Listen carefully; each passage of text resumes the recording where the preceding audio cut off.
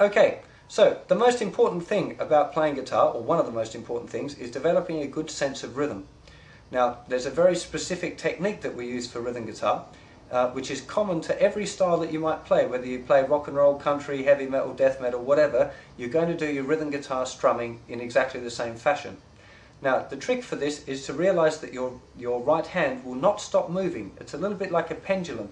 It moves very evenly and consistently all the time, no matter what pattern you decide to play. Might go faster or slower, but it's always going to keep moving.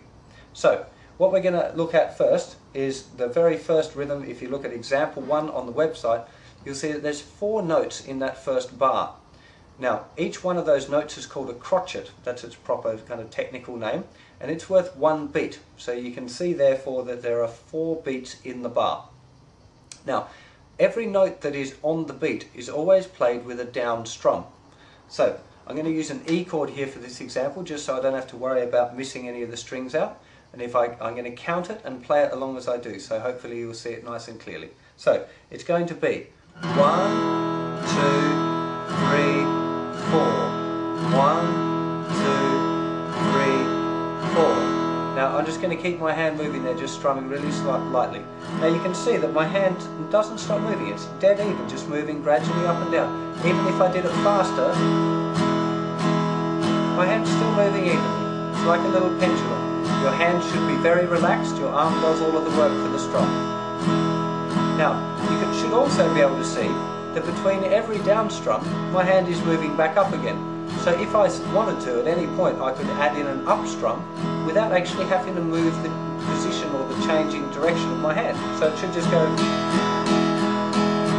whether I'm doing all downs or down up every time, my hand's just moving exactly the same. In fact, if you turn the audio off, you probably wouldn't be able to tell whether I was playing all downs or downs and ups alternately.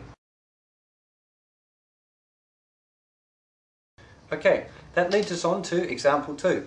Now, if you look at the music on the website, you'll see that the count for this bar is 1, 2, 3 and 4.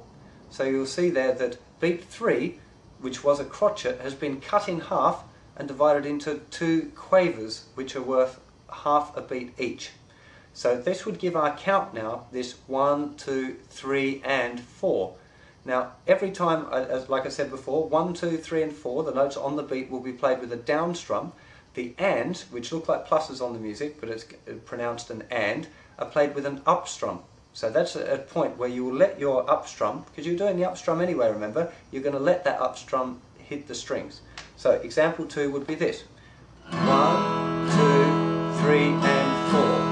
1, 2, 3 and 4. Now try and play along. 2, 3 and 4. 1, 2, 3 and 4. Now if I just keep my hand moving like that, you can see it's no different to what I was doing before when I was just doing all down strums. Look, there's the all down strums. Now if I just add in, change back to bar 2 from here. 1, 2, 3 and 4. 1, 2, 3 and 4. Hopefully you've got that idea down now.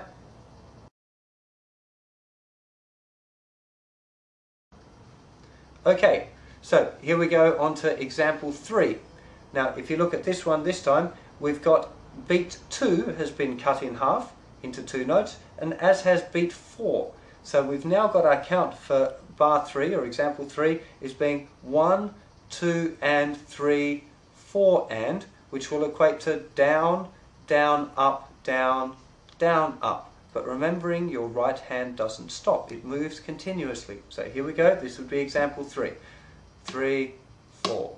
1, 2 and 3, 4 and 1, 2 and 3, 4 and 1, 2 and 3, 4 and 1, 2 and 3, 4 and.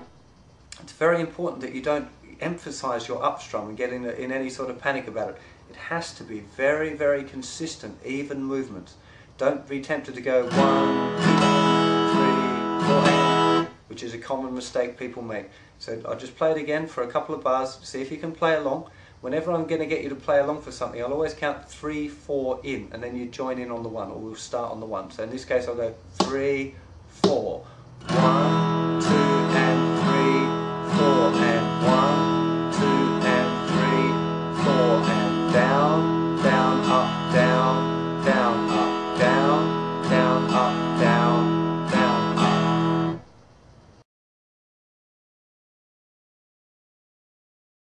Okay, so we're now on to example 4. Now this is the most important of all of the rhythm patterns we're discussing in this first section, because this is the one we're going to develop later on and we're going to use ties to make it sound a little bit more kind of natural.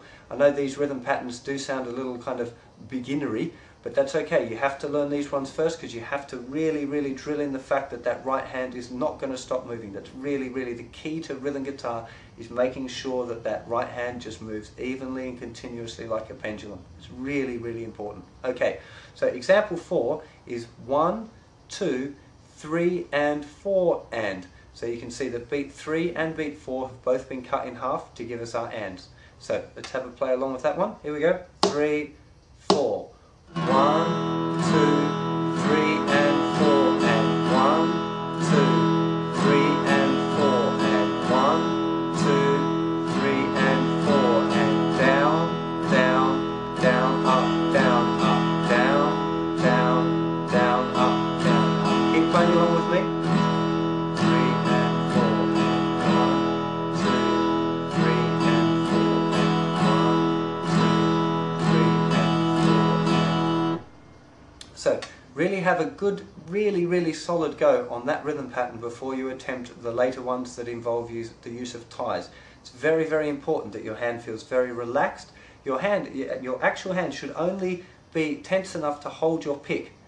Yeah, the movement is done by your arm. It's almost like, and it's not a flicky motion, but it's almost like you're flicking water off your hand. Your hand is really relaxed and your arm is the thing doing the work. Yeah, this hand is the only tension in your right hand should be enough to hold the plectrum. Yeah, the rest of the time it's very relaxed. Nice even movements. Now, like I said, you have to drill this, so practice them over and over again. Don't try and apply them to some songs yet, because otherwise you'll have little gaps in your rhythm between chords, so you might end up going 1, 2 and 3 and 4. Stop, change chords.